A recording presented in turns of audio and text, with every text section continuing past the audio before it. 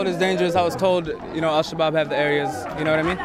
But then I thought fear is the best way to control people, With fear in our minds, the youth and the people that studied abroad, that ran away from bullets, they won't come back. They won't invest their time back in our country. And if we don't help each other, our country's going to be, bits and pieces. Everybody's going to grab a piece. So it's up to us to do something about it. And this little bit of fear is consuming our mind and it's keeping us away.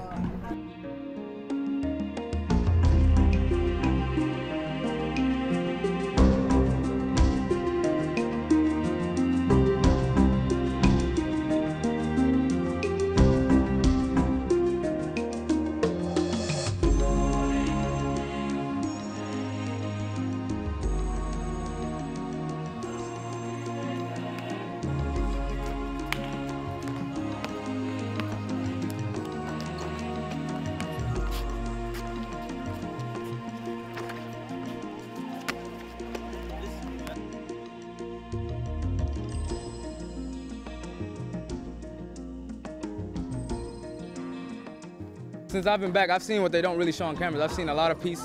I've seen, people working. I've seen a lot of people that don't have jobs making something out of nothing. Selling fruits, selling animals, meat, fresh meat. You know what I mean? I've seen the beach. I've never seen a beach before in my life.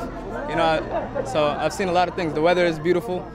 It's 80 degrees and breezy every day. There's no snow. You know what I mean? There's no pollution. So I don't know. I love it here.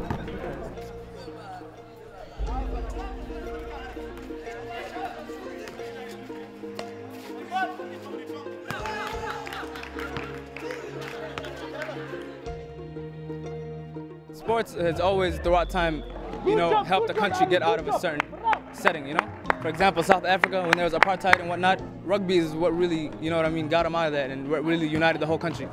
So I think sports is very important to a country, and I think it really brings the people together to have something they all like, instead of, different clans hating different clans for, you know what I mean? They can all support one color and one flag and one sports team.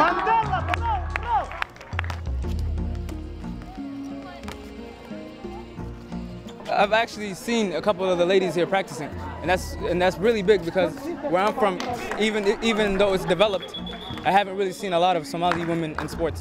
You know what I mean?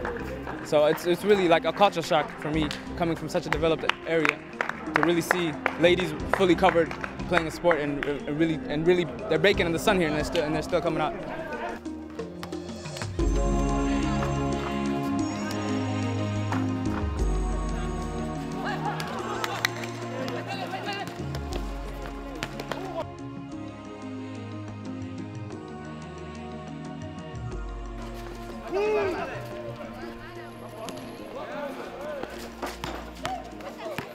My message to the young diaspora all around the world is our country needs us to unite it again, We've learned, we've got degrees, we've got diplomas, you know what I mean?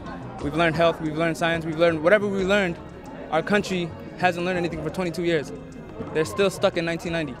And that's the worst generation to be stuck in because those 20 years, technology came out, phones, everything mobilized, you know what I mean? The internet, they're behind on all that. So the world is basically new out here. It's up to us to open their eyes. It's up to us to show them what we know. And a little fear will control you if you let it. So it's up to us to just overcome those. We all got to overcome a couple of trials and tribulations. So it's up to us to help our country.